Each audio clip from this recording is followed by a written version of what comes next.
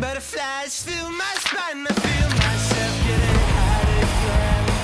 Nerves rushing through my brain, yeah, they can't hear fire from the trees.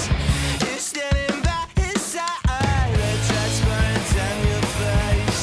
Getting real close now, baby. Holy fuck, I feel it with you. I lose self-control. Now I found that you're not one to hear me now.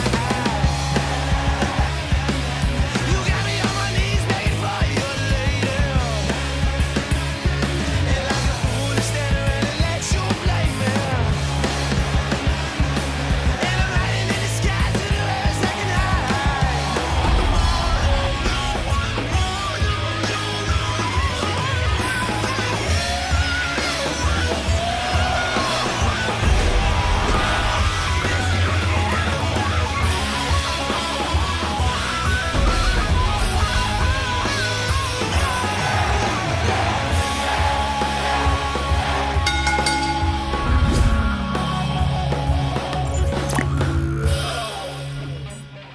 Hi, welcome to the Ring and All Out Sports. Tonight, I got a very special guest, professional wrestler, RIOT Kellan Thomas. Hey, how are you? Not bad. How you doing? Nice to be here. Yes, and I loved how you teased me like when I asked you and you were like, what, you run out of people? Finally getting down to the But we bottom of never that barrel. met before. We So haven't. that was the reason why it's been a I while. mean, you're all the way up here in New Hampshire. as Very far as I'm true. concerned, so.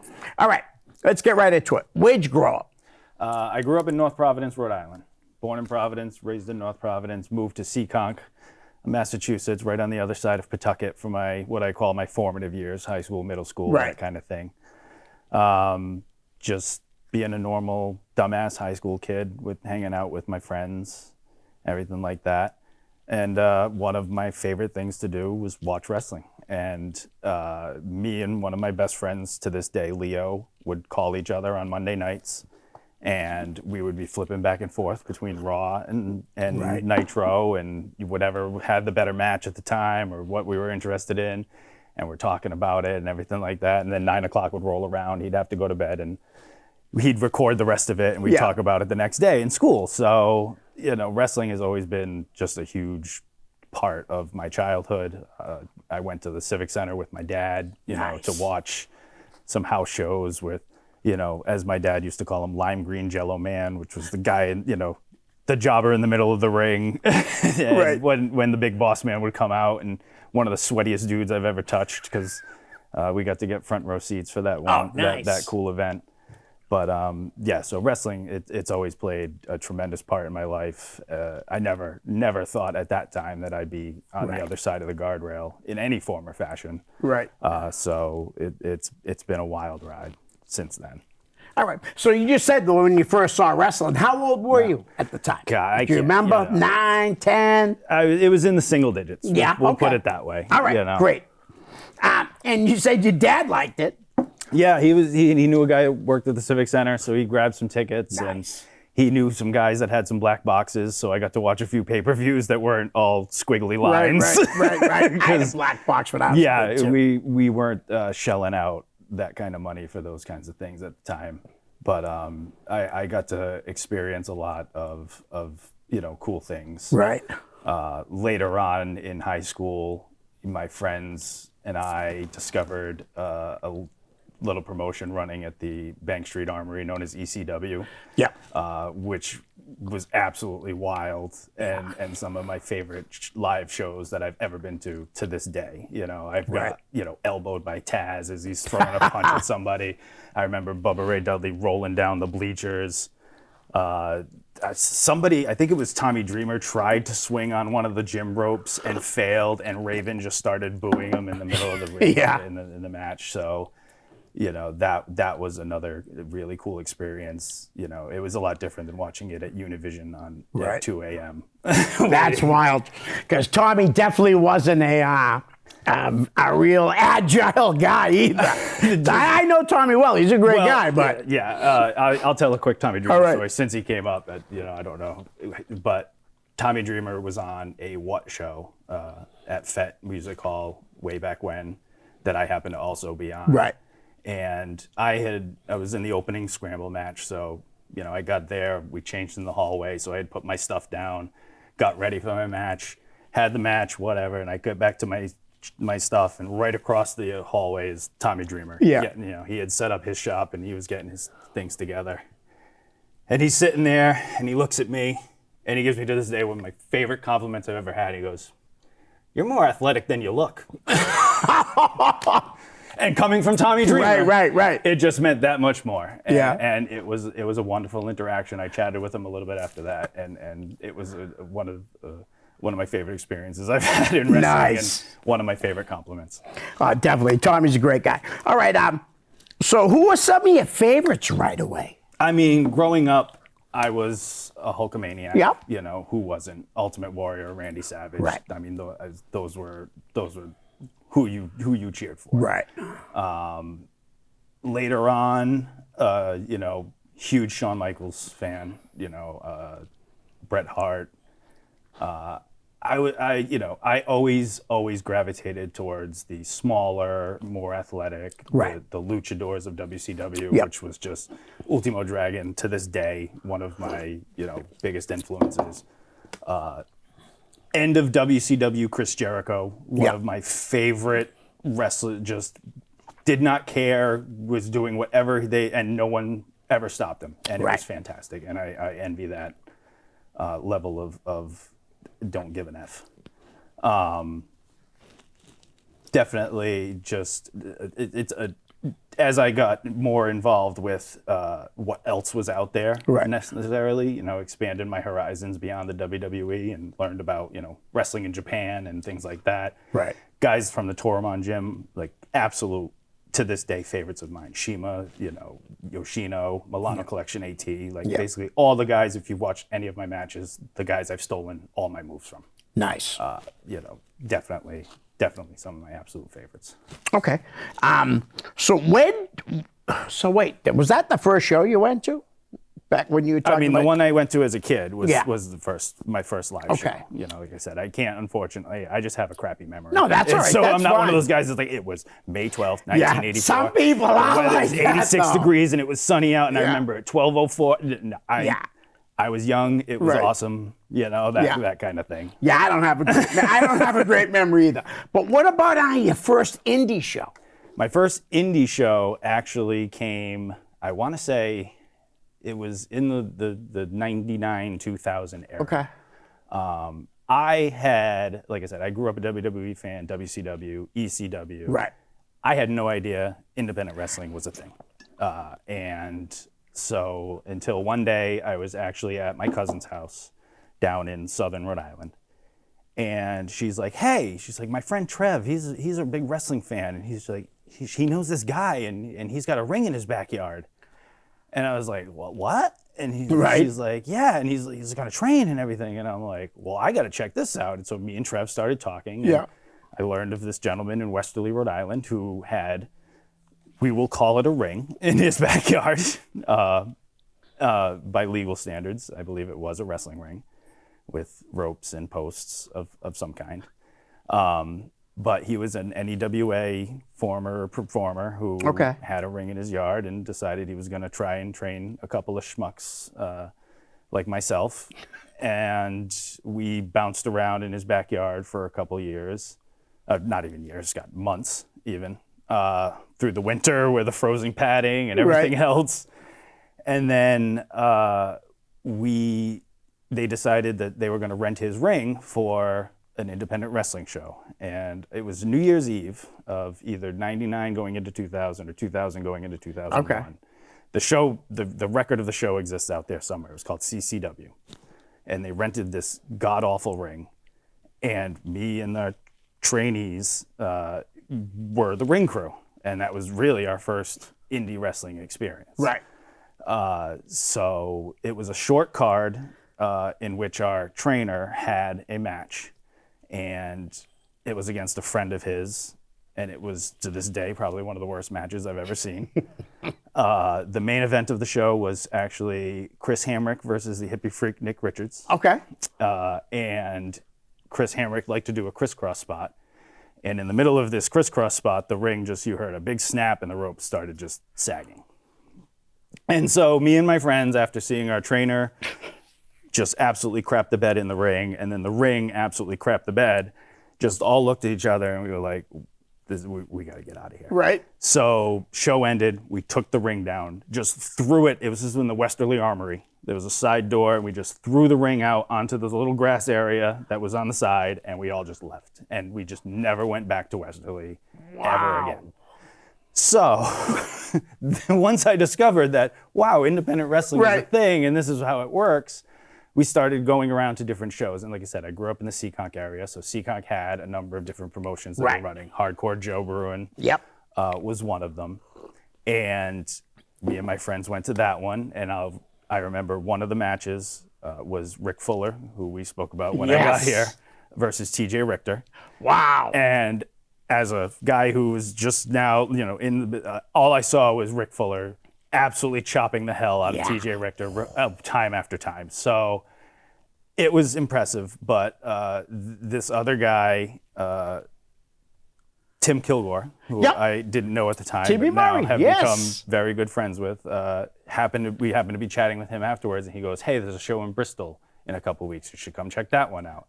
That ended up being NCW, in which case that was one of their, I think it might have been even one of the first VFW shows in Bristol. And I was in the crowd, for that. And that's where you've got Emerald Fusion, and you've got Rui Botello and Ken Phoenix and Johnny Curtis and all the Tommy Knoxville.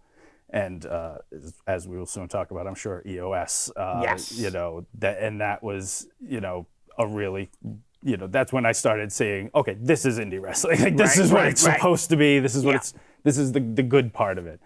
And it was a very eye-opening experience. That now, SCCW, was that South Coast Championship Well, Wrestling? no, this was just CCW. It was a one-off. It was a one-off show. Oh, that was, okay. Yeah, SCCW was over in New Bedford. They were doing their own thing. But, Okay. So when did you know that pro wrestling was something you wanted to try or do? I didn't, like I said, at first, until I knew it was a possibility. And like I said, we did the backyard thing in Westerly, and I knew that it wasn't right. Like I said, we had learned that whatever. It wasn't, what we were supposed to be doing. We weren't doing it the right way. Even back then, we knew it was hackish. But at that NCW show that I just mentioned, there was a wrestler named MTE. And after that show, I was going to college at the time. Yep. And I'm waiting outside for my class, and all of a sudden MTE walks by. And I was like, hey, you're MTE. And he, kind of took a minute, and he stopped and he looked at me, and I was like, no, you're not. I'm like, you're Mike. We went to high school together. So it was a guy that I had rid the bus with in high school, and we talked about wrestling all the time. Right. And so he had gone on to become, an independent wrestler. And so we chatted a bit, and he goes, I know some guys in New Bedford that have a ring. And of course, I had heard this before. Right. So I'm like, but whatever. At the time, I was like, I'm willing to, give it a shot and see what happens. And so he brought me down to Cogswell Street in New Bedford, where I met Dre and Scott, Cinna and Onyx, Elements of Suicide, who had a ring in a warehouse in New Bedford, and were taking people through bumps and training people and seeing what they could do and seeing what they could create, and trying to really, at the time, carve their own path in what I didn't realize was such a interesting environment, such as New England independent wrestling, but I've come to over the last 20 some odd years, learn that there was a lot going on when I got here, and there's been a lot going on since. So nice. Now that's Cinna and Onyx. Yeah, Cinna and Onyx. They at the time had been working for a few years up and down the East Coast, doing stuff up in Maine with EWA, the original EWA, the forerunner of the current EWA. Stuff down with NCW, stuff in, they went down to Jersey a few times for different things, working shows with the Damned and guys like that. So they were, and they had their issues with certain promotions and certain promoters and things going certain ways. So it was, like I said, Dre had just decided he was going to buy a ring and he was going to do things his way. Nice. And I happen to fall very closely aligned with those kinds of thought processes. So Dre and I formed a very close bond very quickly, and really, he's the reason I'm still doing this. So Nice. it was really something I didn't realize I could do. I still don't think I can do it. Like you ask anybody, I'm still sitting there being like, why? Why do I get to have these opportunities? Right. Because I'm just some guy who likes to wrestle. But turns out, I guess I'm pretty good at it. Yeah, you really are pretty good at it. Was there anybody else like in the class, like when you were training? So as far as people that are still wrestling right now, Yeah. there are probably a couple along the way. So I mentioned the backyard in Westerly. There was a gentleman named Rob Hagan that started with me there. I met him at the time, and we ended up becoming close friends. He started wrestling in, came to New Bedford and started training with me. Ended up going on a pretty good run. He became a tag team with Scott Levesque, Nice. the Hollywood Blockbusters, who me and my old tag team partner Will had great matches with along the way. He's actually, Nikki Valentine, Yeah. her husband. Oh, wow. She's actually coming on over the summer. I'm not sorry if I spoiled anything. No, you didn't. Behind the curtain there, but yeah, so they, two lovely children, Nice. and he's doing very well for himself, not awesome. wrestling, but he was, there with me. Along the way, a gentleman named John Thornhill, who wrestled for, PWF and NECW back in the day, and Slam Tech and those guys. He started with me there. When I got there were guys like Moko and Postal P that were, still that were wrestling at the time. Right. But, there were definitely guys that came through, they called it the Karoba. Like that's, and if you ask anybody from the New Bedford area in wrestling, Right. the Karoba means a lot of different things depending on when and where you came along. The Karoba was originally a building I never even set foot in. I think it even had gotten torn down before I started wrestling. But it was one of the original buildings that they had trained in when, like I said, EOS was trying to pave their own way. Right. And it just became more of a metaphor of just, a group. Like, it's kind of like, why they say in Thor, Asgard isn't a place, it's a people. Yes. Karoba's not a place, it's a people. Okay. And guys like Teddy Goods have become part of that. There's any connection. You got Davey Cash and Brickhouse Baker and all those guys. Right. There is some kind of connection to the Karoba. Nice. So I never set foot there, but that's what we called it, and that's where we trained, and that's where we kind of just did our own thing. So a lot of people have connections to it, but very few of us are still actively doing this. All right, that's awesome. Well, how about tell us about your first match that you ever had? So my first match was actually related to the EOS NCW storyline. So the Elements of Suicide were feuding with this group known as Suicide Championship Wrestling. There was this ongoing storyline, so it was going to be EOS versus Team SCW. And Team SCW was, as you would know today, a bunch of students. Okay. And guess who was in that lovely group? Myself, Rob Hagan. There was a gentleman named Mark, who I think that may have been his only match. He was also one of Poor Mark. He was just one of. He was such a physical specimen. Like I wish he would have stuck with it because he would have been really good. Moko and Postal Pete were on that team. The leader was a guy named Luke Gemma. There was a whole story behind it, but. And on the other side was Dre, Scott, and their manager at the time, Gina. Gina? Gina Marie. So this was obviously, it was a lot of planned spots. Because, I had honestly been training for maybe a few weeks, I think a month or two, tops. Wow, and you got right in the ring. Yeah. Wow. Looking back now, I didn't realize it at the time, but I was like, holy crap. Right. So we went through, I got to be involved in the finish. I got to be involved in a lot of the cool spots because I could do a sky twister and all these other things. And it was one of those things where looking back now, I'm like, wow, I got a lot. They let me do a lot, which showed how much trust and faith they had in me. Yeah. So much trust and faith they had in me that they asked me to be part of EOS later. Nice. Which finally gave me a character, finally gave me a personality, finally gave me Riot. And it was, again, the reason why I'm doing this now. So. Nice. Now you just brought up, right? How did, like, what does that mean? No, but you know what I mean? Like, Yeah. it could mean a lot of different things. It could, and it still does. And the meaning has evolved over time, but it started with, like I said, EOS was a group at the time. It was Anna and Cynics. Right. Onyx and Cinna. Yeah. But prior to that, there was a third member named Ruckus. Okay. And Ruckus from New Jersey? No, The not black that. guy No. Oh, okay. This I is was the gonna say, wow. white Ruckus. Okay, White Ruckus. All A right. gentleman, his name's Kyle, but so he had been with EOS up in EWA. Right. Rick Fuller could probably tell you stories about him too, if he remembers them. But Kyle stepped away from wrestling, and it was now just Cinna and Onyx. Right. And so they had asked me, they're like, we've been looking for a replacement for the third guy. We want it to be you. And I was like, you sure? Right. And so then we had to come up with a name. And I said, well, if he was a Ruckus, I'll be a Riot. Yeah. And that became who I was. And for the first few years, I was just Riot. That was Right. it. Cinna, Really? Just Cinna, Riot? Onyx, Riot. That Okay. was it. That's what we were. We were a bunch of guys in camo from Brooklyn that, were doing our thing. And it was a lot of fun and a lot of great experiences, a lot of learning, and a lot of me doing dumb stuff, which I guess is what you're supposed to do in the beginning of your career. Right. That's awesome. All right. Now, did you have any training from Mike Quackenbush? I wouldn't call it training necessarily. I've done many seminars with Mike Quackenbush. Who's very knowledgeable and talented. Extremely.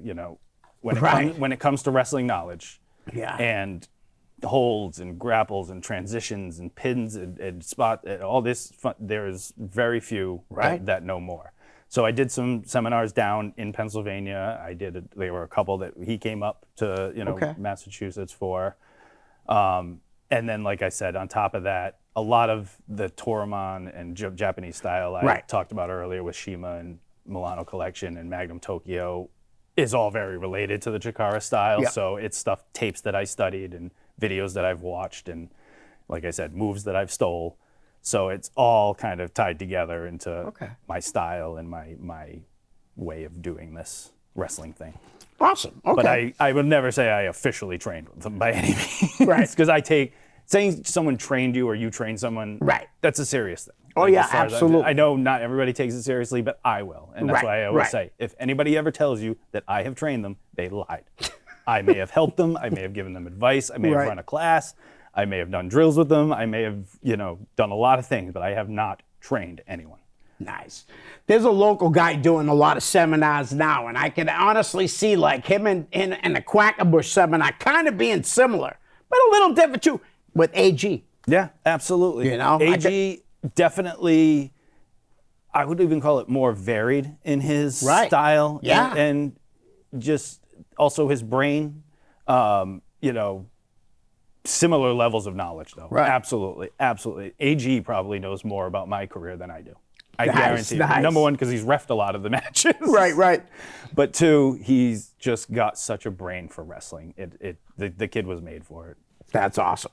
All right, so let's get into the fan questions. Yeah, please. Chris Sanders, Coach C. There wouldn't be a Coach C without a Coach K. Yeah, so now let's first of all, don't go blaming me, everybody, all right? If you have a problem with Coach C, all right, I may have had something to do with it, but I tried to stop it too. No, I'm just kidding, Coach. Yeah, and one of the absolute best. Grateful for everything. This is going to be a great one. Thank you, Chris. Who's killing things with his best for business. Absolutely. Honestly. Absolutely. No, Coach. Proud of that kid. He has. He's come a long way from I don't even know how old he was when we met. But, in the beginning, he was Wolverine's kid. That's really how we met him. And then the Coach C thing, I remember him sending me a picture of it, and it was wild to me. Like, I say this all the time. Like, the fact that anybody takes time out of their day to, think of me and do stuff like that, it's like, why? But it's awesome, absolutely awesome, and it's his success.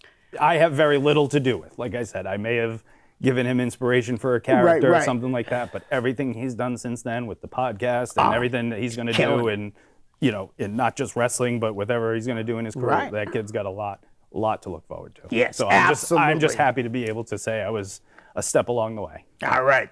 Thanks, Chris. Kevin Real. who's going to be a guest really soon. Not a question, more of a statement. But Kellan is one of the good ones. Humble, respectful, and carries himself as a true professional. Thank you, Kev. Like I get, there's so many douchebags in wrestling. Oh, yeah. There's so many just horrible, Yeah. awful people. Some of them have even been here. And there were many before that, but I always like to say I try to counteract the scales. I just try to lead by example and put my head down, say, yeah, I tell everyone all the time, I show up, I do what's on the paper. Right. Someone, I want to get your name on the paper. Go ahead. I'm not going to sit there and bother the promoter. They got a million other things going on. I'm going to show up and I'm going to do what's on the paper. Right. So. Nice. Well, you got to be doing something right, because the next guy didn't ask a question. And who's really doing good things too. We talked about him off air. George Carroll Jr. Yes. Kellan's always been a good dude. Loved working with him in PWF/NECW. Yeah, back in the day. The PWF and NECW days for me, number one, they blend together. So I can't tell. I can't honestly remember when I was working for which company, because they couldn't probably tell you half the time either. But that was right after, that was when Senate and Onyx retired. Okay. And their last match was for PWF, and it was awesome. But I remember at the time, I was only 2-3 years in tops. And I was like, oh crap, what do I do now? Right. And I'm like, so also, like I said, like it was different when I was running around with a group of guys and we were these thugs from Brooklyn and we were doing all this stuff. But I'm like, now I'm just me. And at the time I was, baby face, scrawny little white kid, as opposed to the grizzled old white dude now. But I was like, I can't be Riot anymore. And so that's when I decided that the Kellan Thomas needed to be added, just to kind of differentiate that, like, now. And I think in general, like in wrestling, you should always evolve your character somehow. Like, you shouldn't just be doing the same thing over and over. There's some parts you do want to keep consistent, because obviously that's what people know you for. That's what everybody does. But definitely, like, changing things up, whether it's gear, whether it's music, whether it's, like I said, you don't want to change your name every 6 months, but sometimes you got to do what you got to do. Excellent. All right. So Richard Knight. Thank you, George. That was George's a great guy, man. I got a lot of respect for George. The original sweat boy. Yeah. And still I didn't know that. You said still the best sweat boy. Yes. Not high body clear though. Yeah. No offense, sweat boy now, but offense. You suck. Yeah.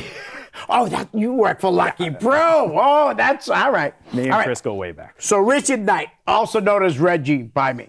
In contrast to 30, 20, or even 10 years ago, nerd culture is becoming more widely accepted in wrestling and in the wrestling community at large. What do you project as the future of nerd culture, video games, comics, anime, and the like, in wrestling? Oh, wow. Yeah, is he calling you a nerd, though? I mean, I am a nerd. Like, wrestling is nerd. Right. Let's not be honest. Like you talk about the nerd culture in wrestling. Wrestling is nerd culture. Like, it's a subset. It's like comic books. It's like video games. It's like, oh, you like wrestling? Like, I remember, I was a fan all throughout high school, and that was when you're talking about the night. That was the NWO. That was DX. That's like, you want to talk about peak popularity. But if I wore my Wolfpack hat to school, I was still getting made fun of. Like, I wore it anyway because I don't give a crap, but I got comments made to me. I got stuff like it. So yeah, wrestling culture is nerd culture. That's why it dovetails so easily and fits in so well with the video games and with the comic books. Right. Like, look at my gear. I come out with Transformers gear. I have Wolverine gear. I have Yoshi gear. Like, that's nerd culture right there. Right. So it's not that far of a leap. And it's really, I'm glad it is getting more embraced. We got to back away from the commercial aspect of it, where, Drew McIntyre is showing up at WrestleMania dressed like a video game character because he's got a shill for this new friggin' promotion. Right. But the stuff like the New Day does and things like that, it's really cool. Excellent. Great answer. Where would you like to see yourself where would you like to see it in 5 to 10 years from now? Meaning nerd culture. Oh, nerd culture? Yeah, 5 to 10 years? I mean, I think it's going to evolve with the technology that we have. It already has. You know, like you look at even Marvel movies now compared to Iron Man, it looks a little different, and even other movies before that. I hope AI doesn't just ruin everything. Right. Like it seems to want to just Yeah. get its little kudzu vines in on everything. So I hope we have enough sense as a society, although that's been doubtful as of late. But it's, I don't know. Like if you had asked me 5 years ago what the heck to expect now, I wouldn't definitely tell you what we have going Right. on. Right. You know, the mystery is part of the fun, I guess. Excellent. All right. Lindsay Reeves. Never met her. If you could pick anyone on the indie scene to have your last match with when that time comes, in parentheses, who would you want it to be? So Great question. yeah, I have a list of individuals I'd love to work with.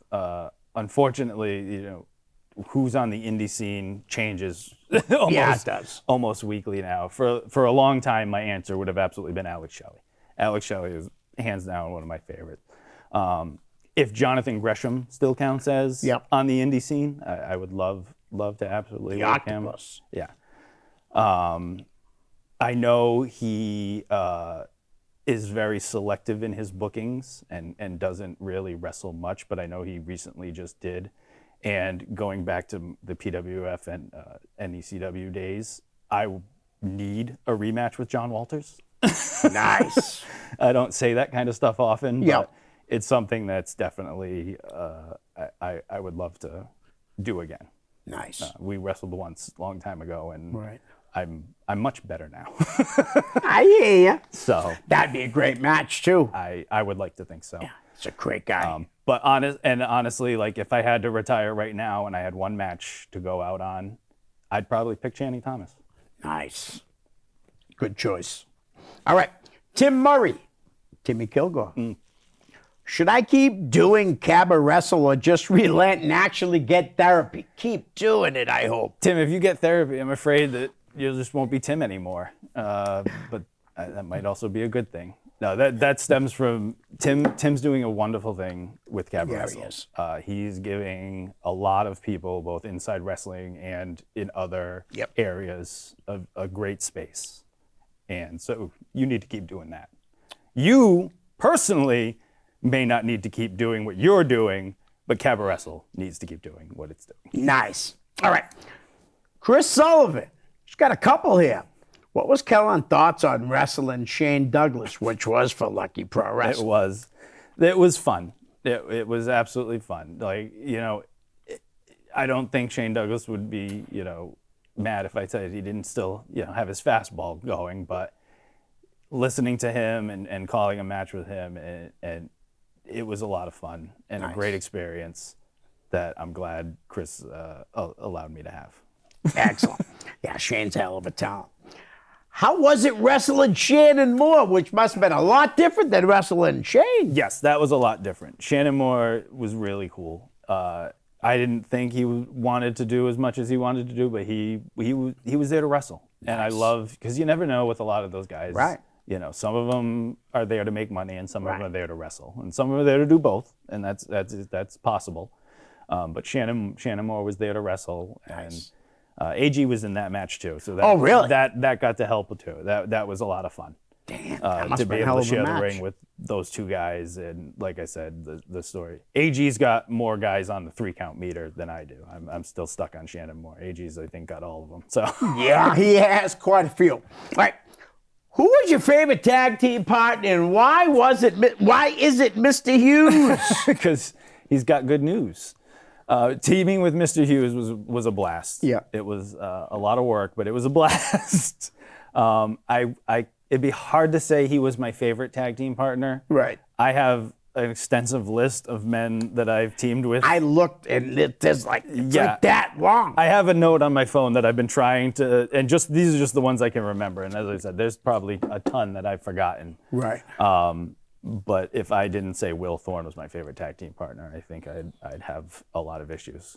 Well, Teddy Goods was on that list. Yeah, And absolutely. was Ryan Waters on that list too for one match? I know me and Ryan have been in, I think, multi-man matches. Okay. I don't know if we've ever actually teamed. Because like I said, there was like 20 names that you had tag. A lot of them was a one-off. Yeah, exactly. Oh yeah, these Right. are definitely. That's why I'm saying I could have swore I saw Ryan It Drew on wouldn't that surprise list, me. though. It wouldn't surprise me. There's been a lot of names on there, and like I said, plenty that I've forgotten. Okay. Brickhouse Baker, not a question. Never Amazing pro wrestler and still going. Slaps leg. Brickhouse, you can only hope for a coherent thought at best, let alone an actual Right, question. right. I want. That's as coherent as Brickhouse gets. So thanks, Okay. Teach. Nice. All right. Cass Cucci. I just mentioned how he wasn't the real NCW tag champ. Yeah, no. From a young kid, too, that's giving you trash. Yeah, so I seem to have a problem with a lot of wrestlers, and now I'm starting to have a problem with a lot of their children, which just tells you how long I've been doing this. I tell Cash all the time he needs to shut up because I've known his father longer than he has. Right. But Cash has a very strict definition of what makes a champion, and it's very different from mine. I'll just put it that way. Okay, great. All right. Han Wonder, also known as Trading Number One. Yes.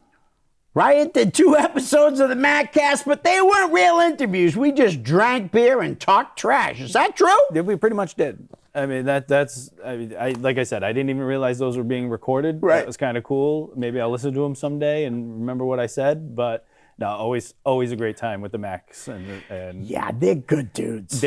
having to wrestle them was the toughest thing because I would always want to sing and dance to their music. Right, so right. We'd be sitting there in the ring, and I'm trying to sit there acting like I'm mad, and then play. Good dudes. They definitely are. All right, Todd Graham. Thoughts on your time with Proving Ground Wrestling? I had an absolute blast. I always said that, I've wrestled a lot of matches, but when I worked Proving Ground, I had performances. Right. Like it was, someone asked me on the street, what's your character? It's really hard to say what Riot is as a character. One, because he's just been so much over the years, but two, it's I think one of my strengths and one of the things I'm proudest of is my flexibility. So really Riot can be whatever he needs to be. So Riot needs to be this main event heel trying to destroy the company. That's what he's going to be, and I'm going to find a fun way to do that. Or if you need Riot to be a plucky little baby face in a multi-man match to get the crowd going in the beginning, I'm going to do that too. Right. And just about anything in between. So Proving Ground allowed me to do something that I hadn't done before to that level of being a heel and being that kind of character. And Todd absolutely allowed me to have a lot of fun with it. And not many promoters will let you completely smash the hell out of their heavyweight title. Right. Which is kind of a dream come true. Like now I just got to find a promoter that's going to let me spike a microphone, which is like on the indie scene, the cardinal sin. But on TV, they just seem to be disposable. Right. But smashing the belt in the cup was pretty close second. Nice, and Todd's doing great things with Proving Ground. Yeah. No, I mean, obviously Riot doesn't wish him well, but Kellan does. Right. All right. Wrestling fan Jerry Lane. Who Jerry. doesn't love Jerry, right? My first memory of you were in NECW. What do you remember about your time there as you were developing your character? Yeah, absolutely. I kind of touched on it a little bit earlier. Like I said, that was my first time away from EOS. That was just now here's Riot. Now here's, and that, it was Kellan Thomas, and who was he going to be? And you look back at those matches, he didn't friggin' know. Like he's, a lot of times I still don't know, but I wouldn't honestly say it wasn't until later in the 2010 through 2020 area that I even tried to really figure it out. But my time in NECW was awesome. I got to wrestle a lot of great people. Like I said, the crowning, my memory by far I talked about earlier was the Iron Eight. That I was honored to be in with guys like Jose Perez and Jason Blade and John Walters and Xavier and DC Dillinger, Eddie Edwards. Like, I look back at there, I'm like, who the hell was this kid? But it was a fantastic opportunity. And like I said, my match with John Walters, I don't think if I honestly watched it back, I don't think I'd say it was a terrible match, but I remember being like, that should have been so much better. I remember being so unfulfilled with the way it went, and that's why, like I said, to this day, I need that rematch. Now, who was the booker back then for ECW? I mean, at that time, it was some combination of Sheldon and Matt and Kyle. Oh, okay, all right, yeah, like yeah, I yeah. said, there were, you know, Yeah. The only reason I have been able to do this for as long as I have is because I've stayed out of it. Like I said, what's on the paper? Oh, yeah. Whoever puts it there, I don't care who puts it there. I don't care. Yep. You figure all that out on your own time. Right. I'm here to do what I want to do in front of the crowd. Nice. So, and beyond that, but it was some combination of those guys. Okay. And I love all three of those guys. absolutely. No, I'm to this day, I have, Right. you know, great relationships with all They're of them. awesome. And they took really great care of me, whoever it was during that time. Right. You know, absolutely. Because like I said, the PWF and NECW days get choppy. Right. Okay. Then the next one is from BRG. Ha! Thank you for the match back in 2018 for XWA. Still one of my most meaningful matches to date. And he's had some meaningful matches recently. A lot of them.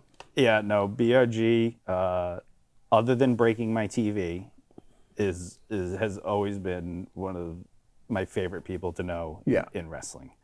And I'm talking about from the Todd Harris days on. And he's a funny kid, and he has had his share of adventures. Yeah.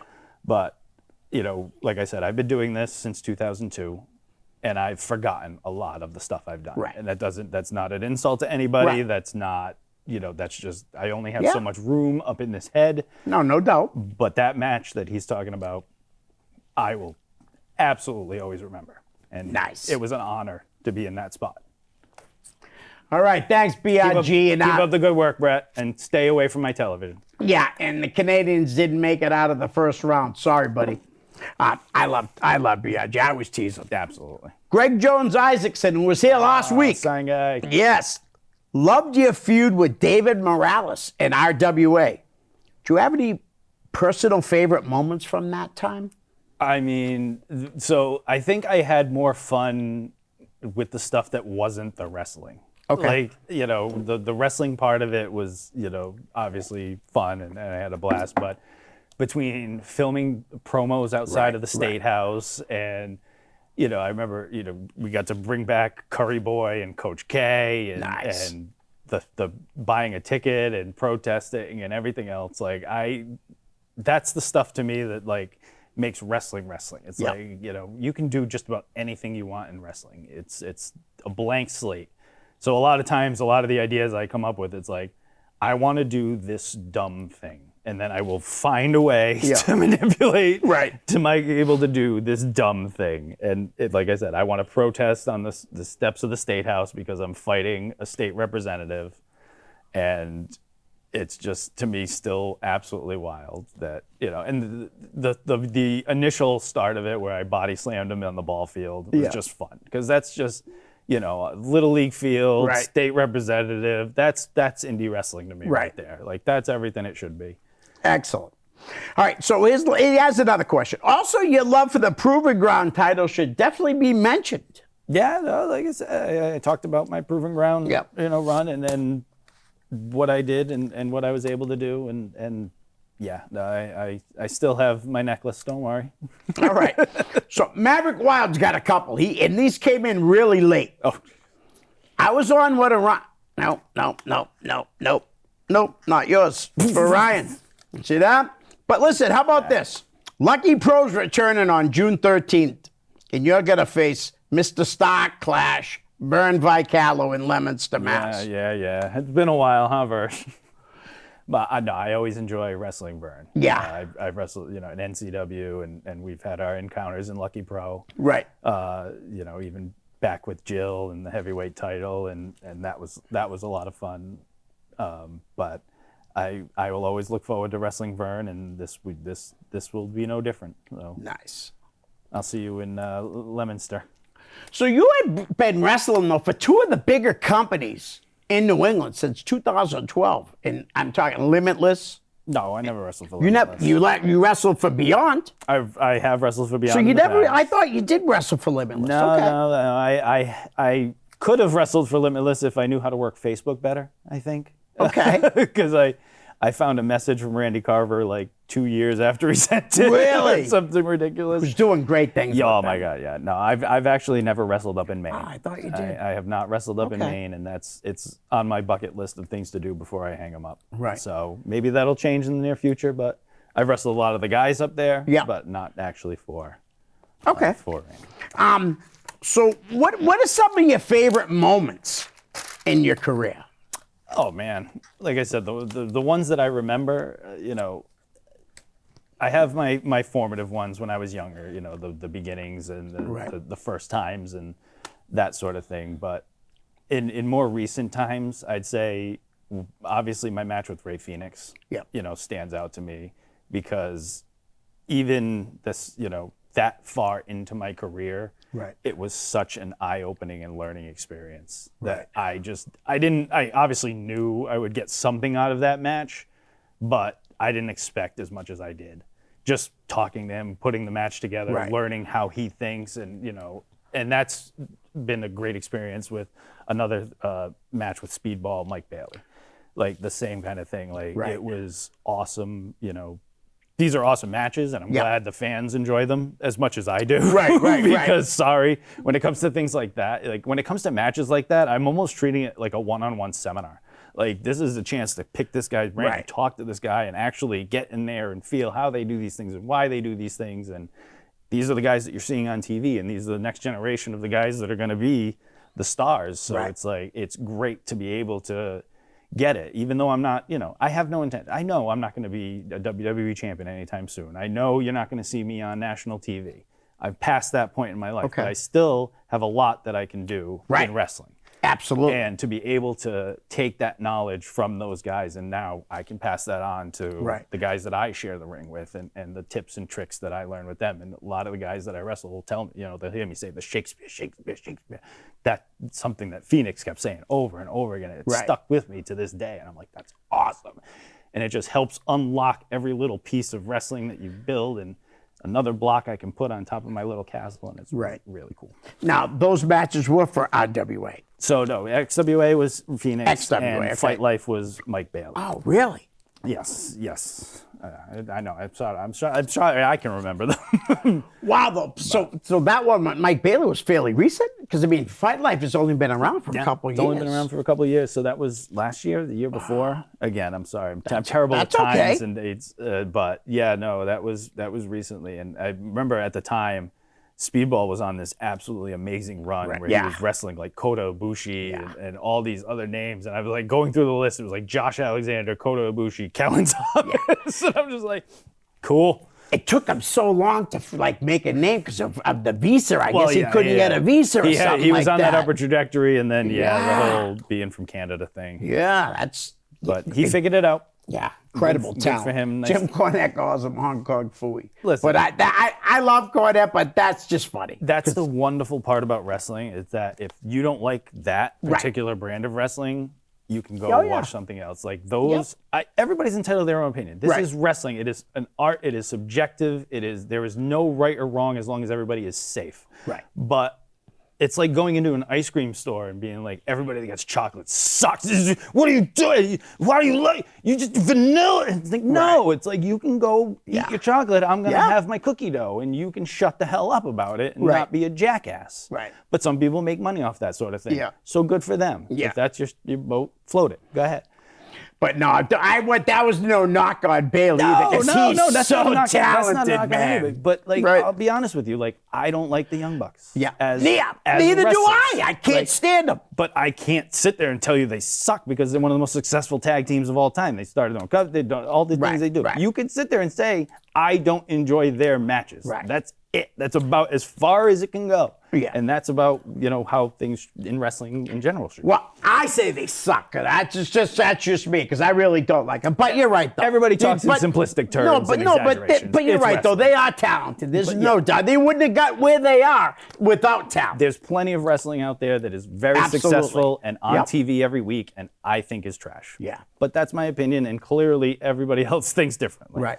Well, you brought up a guy that had passed away that wrestled in the Iron 8 Xavier, Yeah, Xavier. who was so talented, man. He was, and in the Ring of Honor championship and everything Yeah. else, like, you know, it's hard to say a guy who was Ring of Honor champion didn't get his full, you know, reach his full potential, but he's one of those guys that, you know, for whatever reasons, and, you know, as you go through wrestling and you meet people and you see, because I don't know how many people I've met that I'm like, that guy should be a star. Yeah.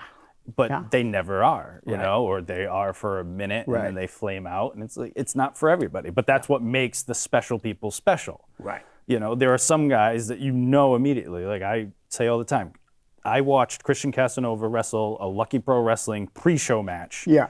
And just off the bump he took on the finish, I'm like, guy's going to be a freaking star. Like, right then and there. And obviously that I wasn't, you know, breaking new ground there. I'm not going to sit there and be like, I was the only one. No, everybody knew, but there were a lot of guys that I'm like, yeah, you should be, but they're not, you know, and it's hard. It's hard. And Absolutely. it's hard to do it at any level Yeah. for any length of time.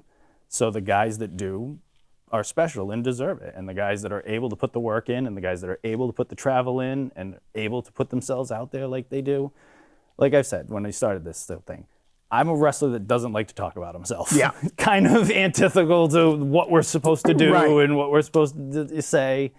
But I don't. I like to go out there and I like to wrestle. Nice. And if that, you know, like I'll put promo. I like doing promos now. I'm getting better at it. I'm having more fun with it. I got some video editing apps I can play with that make it entertaining. But I'm in this to wrestle. I'm in this to go out there, entertain a group of people for 8 to 15 to 20, however many minutes a night. Yeah. And as long as I get to keep doing that, I'll be a happy man. Nice. Now, I don't want to be a downer on this because I just brought up Xavier, but DC Dillinger. DC was another guy that I enjoyed. I shared the ring with him a couple times. I know that for a fact. A handful at least, but I enjoyed sharing a locker room with him a lot more because, you know, and anybody that was truly close with him will tell you stories all day. Yeah. And I just had, you know, fleeting interactions in the locker rooms, but I can see why and why everybody said what they said about him. And, you know, his contributions to wrestling will never be forgotten. Absolutely. In and out of the ring. Absolutely. All right, so we got like 6 minutes, 6.5 minutes left. Let's play the name game. How about Jason Blade? Oh, Jason Blade. He was on the first NCW show that I saw, you know, tag teamed with Mike Pava as Emerald Fusion. Him and I always had a lot of similarities. You know, we wrestled in a lot of the same circles at first with PWF and NECW, and I had a lot of great matches with him. Learned a lot. You know, working with him, because even though we're pretty close in age, he had more experience than I did, and he went down to Florida and worked for FIP and all these other companies. So a guy, I'm so glad to see him back, you know, doing, you know, again, contributing what he can. He still has a lot to offer. I know he just wrestled Flash the other day, and that's a match I you know, I'll definitely have to try and seek out when I can to find it, because I love both those guys. So glad to see Jason back.